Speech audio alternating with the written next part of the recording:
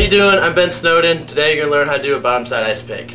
Pretty much, if you can get enough speed to get on top of the ramp, you got enough speed for a bottom side ice pick. It's a lot like doing a tire slide. You want to go up the ramp as if you're going to do an aerial, but instead of pulling away from the ramp, let your back wheel hang over the deck. You can start out just by letting your wheel slide along the coping, but in order to let your peg hit, you need to make sure that you get your tire parallel to the coping and push in far enough for it to hit.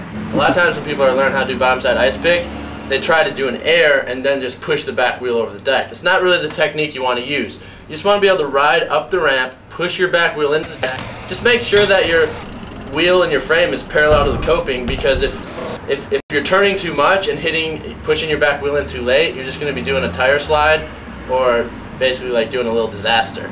So you want to make sure that you're pushing your back wheel in, and you almost want to use your bars to tabletop the bike a little bit.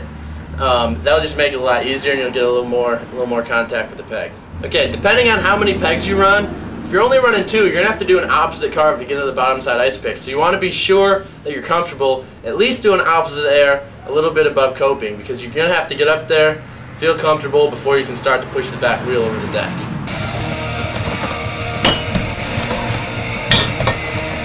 When you're first starting out trying to do a bottom side ice pick, you want to pick a ramp that's not too steep.